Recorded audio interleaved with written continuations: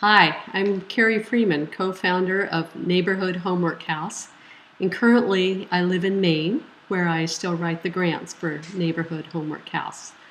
I've been asked to put together a short little video to give you a little of the background of how Homework House got started, and I'm honored to do that. I just have a little disclaimer. I've never made a video before, and I just found QuickTime Player here on my laptop computer. So coming to you from Maine and not Hollywood is the story of Homework House. The first big question is, how in the world did a New England mom and teacher ever find herself down on 9th Street in Azusa? Well, back in 1995, I stepped off a plane at LAX, an immigrant from New England. Yes, I know, New England is part of the United States, but just barely. It's a world away from LA. And we were deeply rooted in our close-knit seaside village. And suddenly, here we were in Southern California. Bob starting a great new position at Fuller Seminary, and me with a house full of teenagers in crisis-level culture shock. So it was clearly not a time for me to think about going back to full-time teaching. It gave me time to absorb the new world around me, though, and the poverty that I witnessed and the evidence of the drugs and gang cultures so close at hand caught me off guard, and it just broke my heart to see the families and the little children that were caught up in a lot of that. During a time of prayer one afternoon, I was seeking God for direction on what my role might be in this strange new land of Southern California. And God gave me a vision of opening a safe haven in a low-income neighborhood for children where they could come and receive academic help in an atmosphere of joy and hope and respect. Today's mission statement reflects that early dream: to establish neighborhood-based learning centers that empower at-risk children and their families to thrive academically and socially and spiritually. The dream had an incubation period of about 2 years, and during that time I developed contacts, I sought guidance, I absorbed some of the Los Angeles culture, and I found a friend who knew just where to begin. And that friend is my co-founder, Janet McDonald. It was God's vision, but as I often do, I tend to run ahead, and I was sure I knew what the first step was, and that would be figure out how to raise funds, rent an apartment, buy all the learning materials to make a rich environment, hire a competent staff, and oh yes, finally, invite the kids. But God usually has a better way, and he had some lessons for me along the way. One of the lessons was opening day, maybe sooner than you think. Janet knew a grandmother living down on 9th Street, and at that time 9th Street was going through a tremendous amount of turmoil. And this grandmother invited us to her apartment along with the neighborhood moms to share our vision. Of course, the neighborhood moms loved our idea, and their responses, though, caught us off guard. A year from now, how about starting at our house next Tuesday? We will help you. You can use our living rooms. So what do you do? But go next Tuesday.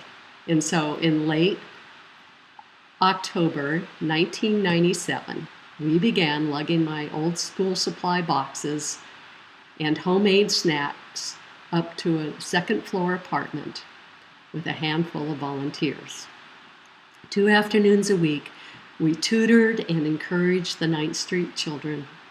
As word spread about Homework House, the program attracted more and more children, and thankfully also more and more volunteers from local churches and colleges. And we attracted our very first partner. One afternoon, we were unloading the supplies out of the back of my van when up rolls an Azusa Unified School District van, And out hops a guy who questions us with, "What are you doing here? What's in your boxes? May I help you?" And we said, "Sure, you can help us." And so we handed off the big Tupperware containers to him, and he lugged them up the stairs. But by the end of the afternoon, he was totally on board, and that was the beginning of a beautiful partnership with Azusa School District.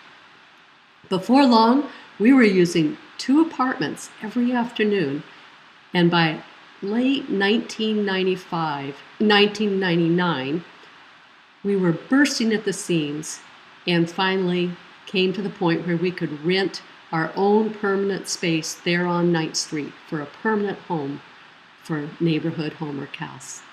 In hindsight, this was the absolute only way we could have ever started successfully, because New England did not prepare me for the rich cultural nuances and tensions that permeated that Latino and African American neighborhood. But by being a regular recipient of their hospitality in their homes, we learned, and they took ownership of Homework House. The word underserved is an apt descriptor of the children on 9th Street and that neighborhood. And with summer looming after that first year that we had in our own apartment, the big empty vacuum made it clear to us that those children needed to be challenged to hang on to the progress that they had made. And so there began Summer Splash. We filled their summers with activities, field trips, outdoor games, picnics, trips to the pool, and to the library. As the community of Azusa became more and more aware of Homework House, we started getting requests from other neighborhoods to start up centers. But we had very limited resources. And so, though we hated to say no, we usually did. However, the city started asking us to consider opening a second Homework House in the troubled Atlantis Gardens neighborhood. And so when City Hall speaks, we listened. And for the first time in 2003, we expanded our Summer Splash program to include the children from Atlantis Gardens. And subsequently, we opened a Homework House right in that neighborhood for them during that following school year. And so that became the 6th Street Homework House. So now we've got year-round programming in 2 neighborhoods. And our next problem is that our kids are growing into teens and don't want to leave. Teenagers are not my strong suit, but these kids were our kids, and they looked to Homework House really as their second home, and they were doing so well in school. How in the world could we pull their support system out from under them?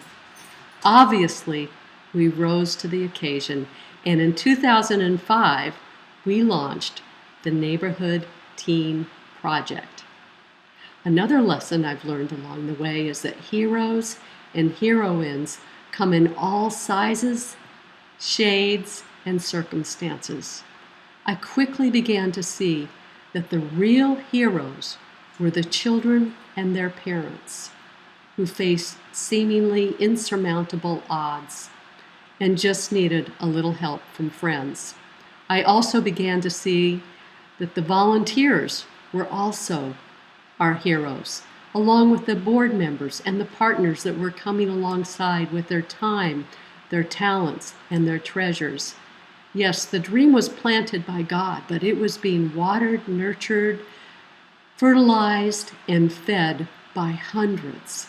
Homework House is a symbol of hope to the underserved and a real testament to the generosity of so many. It took a lot of heroes to make Homework House of today look like that early vision of children and tutors working together in a wonderful, safe, welcoming learning center, well-stocked with resources, learning materials, and computers. And then a lesson that I'm just now learning is that long-term investments reap awesome rewards.